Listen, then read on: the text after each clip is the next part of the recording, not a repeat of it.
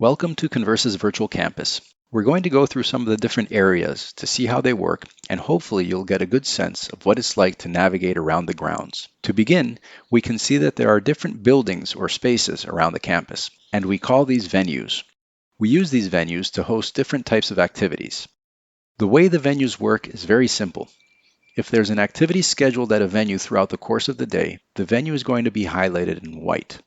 This means that the activity is scheduled to begin sometime later in the day. If the venue is highlighted in yellow, it means that the activity is scheduled to begin within the hour. And if the venue is highlighted in green, it means that the activity is going to begin in just a few minutes or it's already underway. When you click on a highlighted venue, it pops up a little window describing the next event scheduled there. When the time comes, there will be a button to join the activity, but until then, you'll just be able to see the event information. To participate in the activity, come back to this venue at the time of the event and you'll see the button to join. If you want to know what activities are scheduled throughout the course of the week, you can go down to the Communication Center down here at the bottom right and click on it. And that's going to show you the activities that are scheduled for later in the week. It's a scrolling list, so if you put your cursor over it, it stops the scrolling, allowing you to read more comfortably. If on a mobile device, tap the scrolling text once to stop it and tap outside of that area to resume scrolling. If you click on any of these, it's going to give you the details of that specific activity to the right. This is an easy way to see what's coming down the pike. In addition to the workshops that we have scheduled, we also have a common park. This is an open space for anyone to meet. So if there's a conversation that you're having in one of the workshops and the workshop has finished, but you want to continue the conversation, the park is a good place to go to carry on that conversation, and anyone, teachers and students alike, are welcome to join in. The park is also a great meeting place for students to get together to practice their Spanish with each other. Another important area is the office building. The left wing is for classrooms. This is where you go if you have a class scheduled. Simply visit this building at the time of the class and click on the class link, and it'll launch your live session with your regular teacher. Then we have the administrative office right in the middle. When you click on that, it'll show you the doors to the different offices. When someone is in their office, their door is going to be open, and you'll see the door highlighted in green.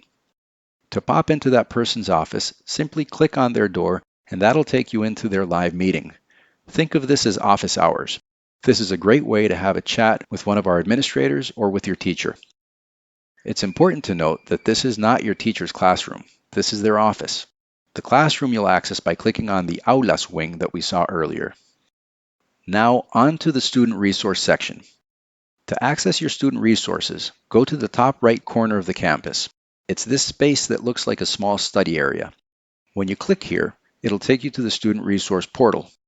This is where you can find posts that your teacher has shared with you, your class notes, homework assignments, your toolbox, where you can find a study guide, grammar lessons, exercises, and other valuable resources.